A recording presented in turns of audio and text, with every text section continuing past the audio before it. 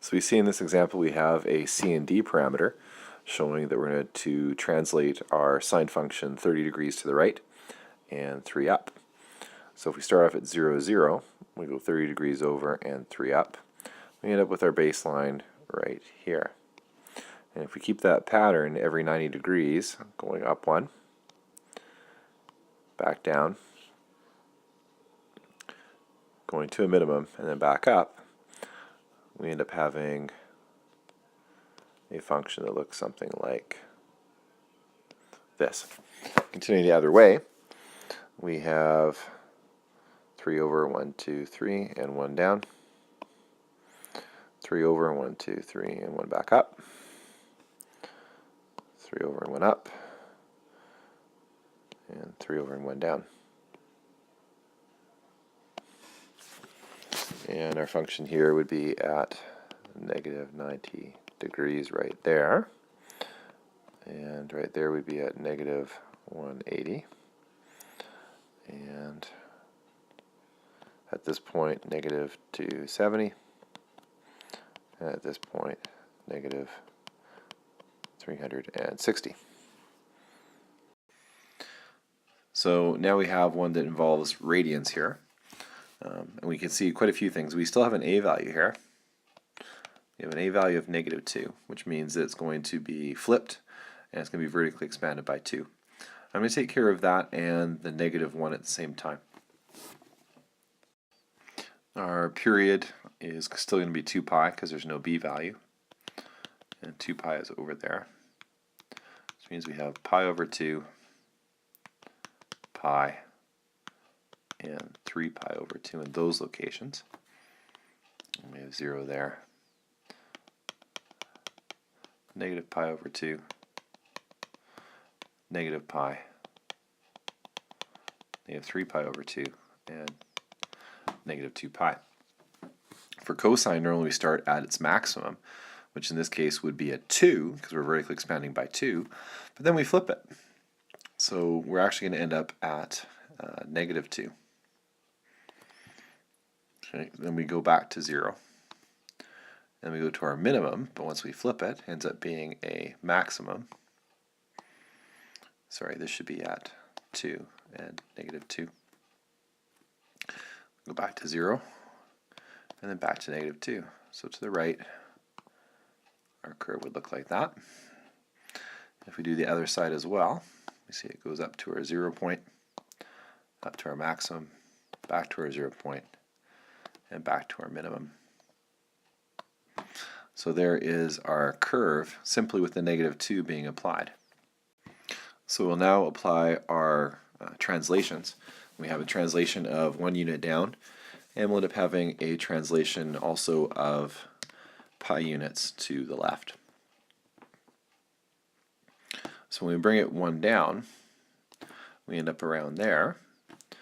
Pi units to the left ends up translating it over to there.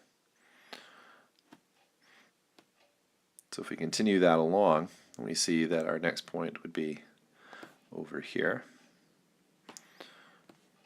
And we'll go back the other way, and we see that our point at pi over 2 drops 1, and then heads up over to negative pi over 2. Our point at pi drops down to 1 and comes across to the 0. Our point at 3 pi over 2 drops down 1, heads over to pi over 2, and so on. So we end up having this kind of shape. Let's continue that along. We then drop our 2 pi 1 and head over to pi over 2. And we can see how this is going to work. We return back to the 0 point, and then we head up to its maximum point. And continue the other way, we see that this is going to end up increasing until we reach our maximum as well. So we see we have an example with a lot of moving parts. We'll have to rearrange it first. We get y equals 3 sine, factor out the 2, get x minus pi over 3, and plus 2. So we have an a value of 3, a b value of 2, a c value of pi over 3, and a d value of 2. It's going to be a little bit hard to figure out what our axes should look like, our scale should look like. If we do some thinking about this, we know that we're going to go an amplitude of 3 from our center. And when we apply our horizontal compression as well, we know that we're going to take this over a period of pi, 2 pi over 2, in this case it's just pi. So if we go all the way over to 2 pi, and you'll see why we did that in a minute. Along the way we have our pi over 2, we have our pi, and we have our 3 pi over 2. We would normally start off at 0, 0 and go up to 1, but we know in this case we're going to be going up to 3. So instead of pi over 2, we're going to go up to the maximum exactly halfway in between, because we're condensing this by a factor of 2. And that means that pi over 2, we would go back to 0. Halfway between pi over 2 and pi, we go down to our minimum, and then back to pi. We completed one full cycle. And then just continue doing that, going for one more cycle here. Halfway between pi and 3 pi over 2, we're going to head to our max, down to 3 pi over 2, halfway in between we'll go back down to our minimum, and then we go back to 2 pi. So our graph right now is going to look something like this. So now that we've taken care of our compressions and expansions, we take care of our translations. We have to translate pi over 3 units to the right, which thankfully on this scale is exactly 1 gradation, and 2 units up. So we are going to need 2 more on the vertical. If we take each point, we can then move it 1 over and 2 up. That's the point that was at 0, 0. The point at pi over 2, 0, 1 over and 2 up. The point at pi, 1 over and 2 up. Continue with the zeros, and we get something like that. Halfway in between the zeros, we are heading up to a maximum now at 5, and this will occur exactly halfway in between.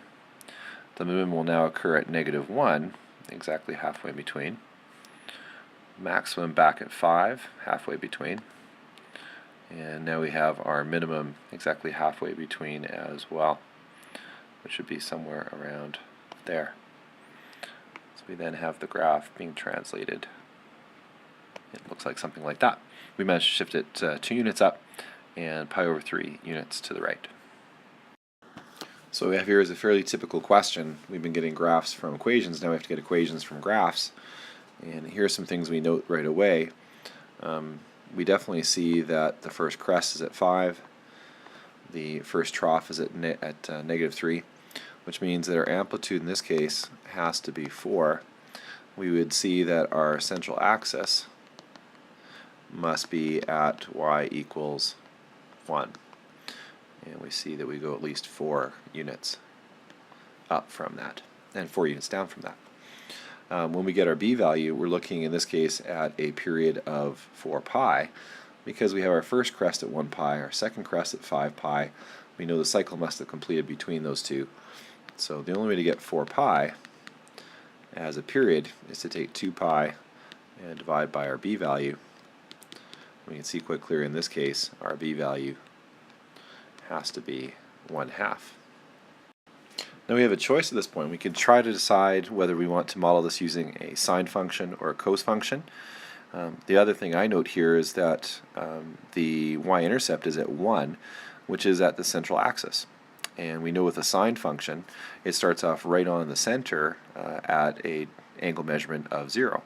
So a sine function would be ideal here because it matches the graph perfectly. So y equals 4 sine of x over 2 will work out just fine. We can also model this function using cosine.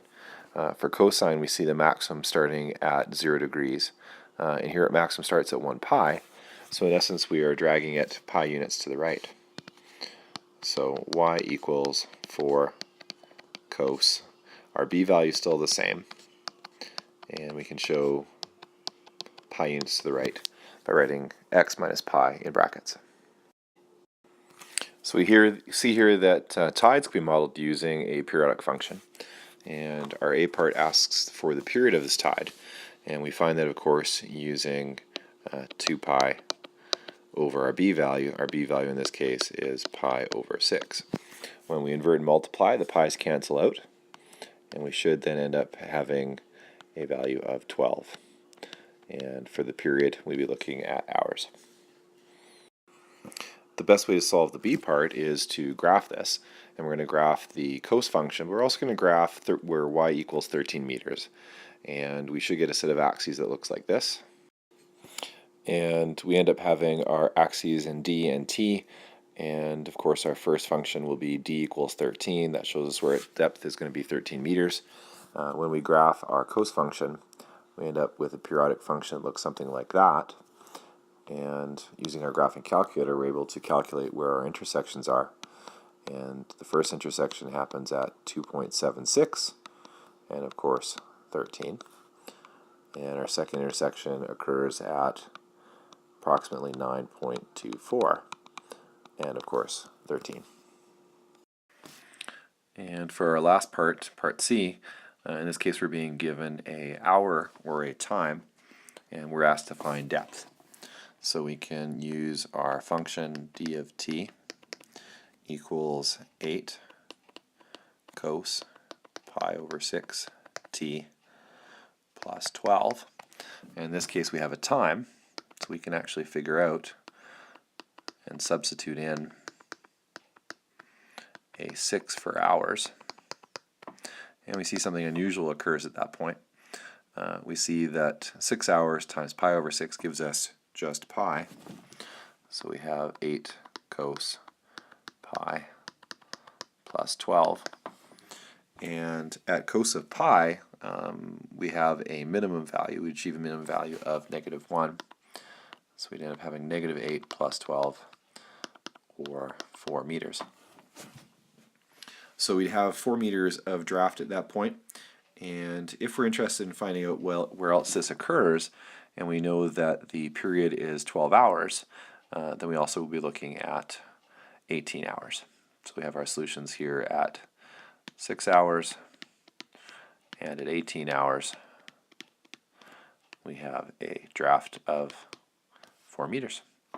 Next step today is page 250, 1 to ACE, 3 to 7, and 14.